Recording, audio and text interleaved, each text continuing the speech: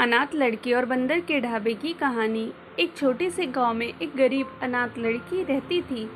उसके माता पिता बचपन में ही इस संसार से चले गए थे और उसे किसी भी रिश्तेदार या संबंधित से कोई सहायता नहीं मिलती थी।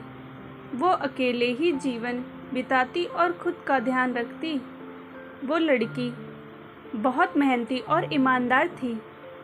एक दिन वो लड़की बहुत ज़्यादा भूखी थी क्योंकि उसे कई दिन से उसे खाने की कुछ भी चीज़ नहीं मिली थी। वो भूखे पेट भटकती रही और एक बंदर के ढाबे पर पहुंच गई।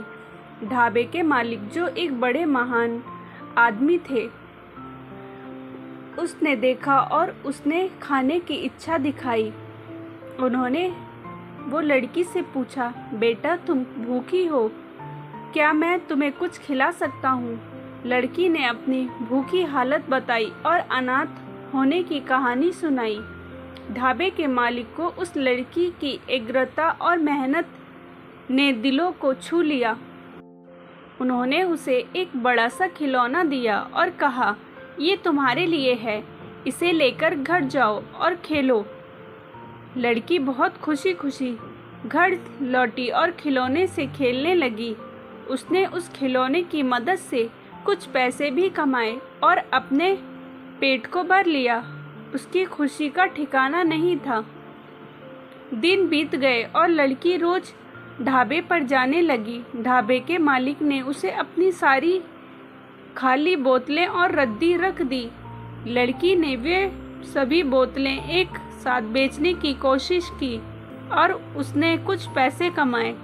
जैसे ही उसने पैसे कमाए, उसने उनसे खुद को और दूसरों को मदद करने की इच्छा पूरी करने का विचार किया।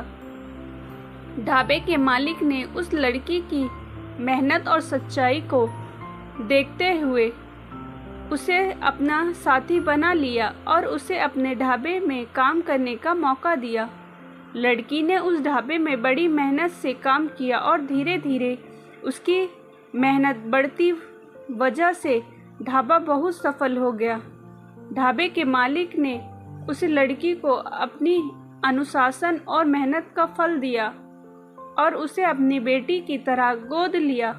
लड़की ने एक अनाथ थी, लेकिन उसकी मेहनत, सच्चाई और दृढ़ इच्छा ने उसे एक खास लड़की बना दिया जिसके पास सब कुछ था। उसकी मेहनत ने उसे खुद का सहारा बना दिया और उसने सबको दिखा दिया कि किसी के पास कितना भी साधन कम क्यों ना हो, जीवन में मेहनत, सच्चाई और अच्छे आचरण से हमें सभी अपने लक्ष्य को पूरा कर सकते हैं। स्टोरी अच्छी लगी हो तो प्लीज़ लाइक एंड सब्सक्राइब ज़रूर करें। मिलते हैं नेक्स्ट स्टोरी के साथ।